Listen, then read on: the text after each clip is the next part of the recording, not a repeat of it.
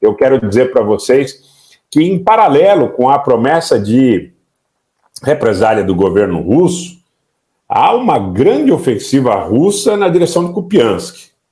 Há uma grande ofensiva russa, inclusive o próprio Ministério da Defesa da Ucrânia diz que na direção de Kupiansk estão 100 mil soldados russos, 900 tanques, e isso pode sugerir que efetivamente nós tenhamos uma tentativa de avanço importante russo nessa direção de Kupiansk, que pode ser um avanço que se espraie por toda aquela região no momento posterior. E a questão do acordo de grãos, que para mim, na realidade, caracteriza, em última instância, a disputa por Odessa.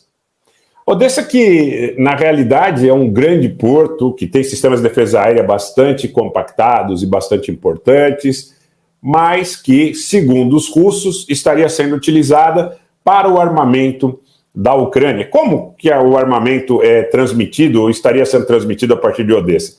Nas embarcações que, teoricamente, deveriam fazer parte desse programa de exportação de grãos. Quer dizer, muito provavelmente os navios, segundo os russos, saíam com grãos e, no segundo momento, voltariam com armas. Isso em situações, inclusive, que poderiam sugerir que a partir da Romênia, que a partir da Bulgária, que a partir daquela área de trânsito ali no Mar Negro, houvesse, inclusive, um certo desvio de rota e, eventualmente, de finalidade, né? Agora, eu quero pensar junto com vocês vão me ajudar a pensar nesse sentido, qual será, não é, a definição, porque os russos disseram que vão fechar o escritório em Istambul. Então, o escritório ali, que seria um centro, né, onde russos, ucranianos, a Turquia e a ONU tinham uma espécie de centro de coordenação logística dessa questão do acordo, segundo os russos, será fechado, os russos se retirarão. Mas os ucranianos estão dizendo que não há problema, que eles não precisam dos russos para fazer esse transporte. Muitas coisas são eventualmente colocadas aí como opções para os russos. Alguns já diziam, eles vão destruir os portos de Odessa e de Nikolaev. Outros cogitam a possibilidade que os navios eventualmente possam ser atacados, inclusive com o eventual pretexto de que transportariam armamentos. Outros ainda dizem que os navios poderiam ser atacados nos momentos em que estivessem próximos ali à Romênia, em especial, que, segundo especialistas militares, seria uma das fontes de suprimento a partir do mar dos armamentos que são encaminhados a Odessa. É possível que Odessa receba realmente uma quantidade muito grande de armamentos, até em vista da quantidade de ataques que os russos fazem à região. Hoje, muitos ataques contra Odessa. Eu acho que ainda não é uma resposta ao ataque à ponte da Crimeia, porque você vai precisar, no mínimo, de alguma coisa que simbolicamente seja muito representativa. Não adianta fazer o que faz todo dia, porque isso não será entendido como politicamente suficiente em relação a uma resposta, porque a ponte da Crimeia é um símbolo muito grande. A ponte da Crimeia é um símbolo muito grande, é um símbolo importantíssimo. Então, precisa responder de forma compatível, mas responder como? As alternativas não são muitas na realidade. As alternativas não são muitas. A questão da eventual destruição dos portos de Odessa e Nikolaev seria uma ação arriscada, não só sob o ponto de vista militar, mas seria uma ação arriscada sob o ponto de vista do golpe de publicidade. Destruir esses portos poderia ser entendido, até pela máquina de propaganda que tem o Ocidente, como uma ação que visasse, de alguma forma, dificultar, inclusive a nível futuro, logístico, a questão da distribuição de alimentos. Bem que parece que, em alguns casos, não faz muita diferença, porque essa situação de bloqueios e de cercos, vídeo que acontece com a população armênia, que está aí há 30 dias com cerco, inclusive humanitário, parece que é tratado de forma bastante subjetiva, né? A história de pesos e medidas distintas.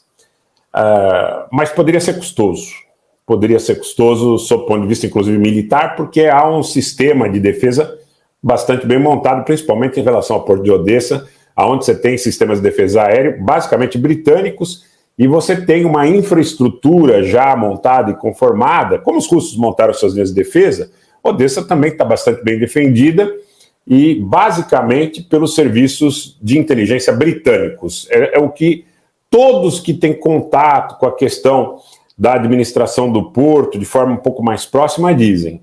Então, eu quero crer que essa questão da destruição do porto seja uma opção bastante radical. Mas os centros decisórios, os centros de poder ucranianos, que até aqui foram poupados pelos russos, podem ser objetivo dos russos no que se trata da tentativa de uma represália.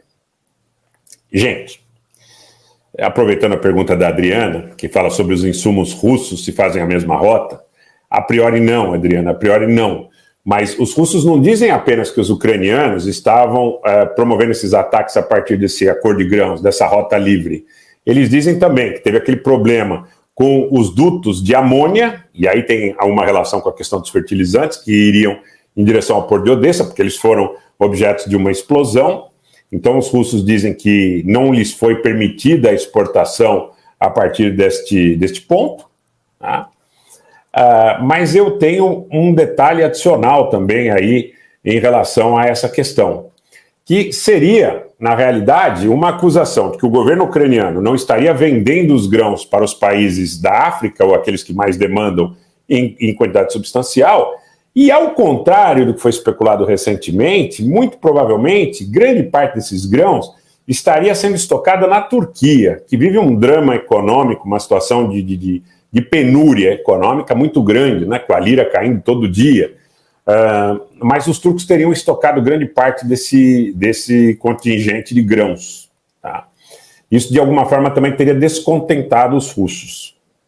Então, parece que o Erdogan ele não fez um caminho só no sentido de permitir, eventualmente, a entrada da Suécia, apenas de fazer um acordo em relação à questão dos F-16. Parece que a questão de fustigar os interesses da Rússia por parte da Turquia, ela é muito mais abrangente. Ela passa pela provocação no que tange a fala da necessidade dos soldados russos saírem do antigo oblast autônomo de Nagorno-Karabakh, na República de Artsakh. Ela passa pela questão da Síria, ela passa pela questão da Líbia, passa pela questão de falas que hoje não foram confirmadas, mas que no momento anterior, na semana passada, davam conta de que a Marinha Turca estaria disposta a escoltar os produtos de exportação ucranianos. Gente, se a Marinha Turca desrespeitar uma ordem de fechamento de uma rota por parte dos russos, isso significaria um embate direto. Eu estou para dizer para vocês que seria uma aposta muito ousada. A não ser que essa aposta ousada seja feita também por alguns parceiros da Turquia na OTAN. E que se tente, a partir daí, criar um panorama de uma zona de escoamento de grãos com finalidade humanitária e que estaria sob os auspícios de um pool, de uma aliança de países no Mar Negro com suas marinhas de guerra, tentando aí, de alguma forma, proteger esse material. Não seria muito diferente das tais zonas de exclusão aérea. Hoje, mais uma vez, com o acirramento das falas, com a coisa indo, sabe, cada vez ficando mais fora de controle, veio a coisa também de que os poloneses e os bálticos estariam preparando tropas para entrar na Ucrânia, caso essa contraofensiva ucraniana realmente não prospere, como efetivamente até aqui tem sido bastante aquém do que se imaginava que pudesse ser um primeiro momento. Pelo menos a nível de opinião pública, é isso que se tem até aqui. Então, há medo, receio e expectativa de que esse afastamento da Turquia possa ser gradativo e que possa, em um determinado momento, levar a uma conflagração. Essa conflagração não aconteceria só no Mar Negro. Essa conflagração aconteceria no Cáucaso Sul, essa conflagração aconteceria no Cáucaso Norte, onde a gente sabe que o Azerbaijão está estocando armamentos, inclusive fornecidos pela Turquia e por Israel, com potencial de desestabilização do Cáucaso Russo, do Cáucaso Norte, aonde você tem populações turquificadas, na Chechênia, no Daguestão, na Ingushétia, nas regiões da Geórgia, aí, mais uma vez no Cáucaso Sul, aonde há contendas entre russos e georgianos. Então, alguns especialistas, alguns estudiosos, um deles na Europa, um deles deve estar nos assistindo, com o qual eu travei muito diálogo hoje, que está na Espanha, ele disse o seguinte: há a possibilidade de a gente, a partir dessa situação que está se configurando, ter um conflito que, de um lado, possa envolver os iranianos e os russos, e aliados, como, por exemplo, o próprio Hezbollah, como os iraquianos, como os sírios, como a própria República da Armênia e, eventualmente, a própria República de Artsakh.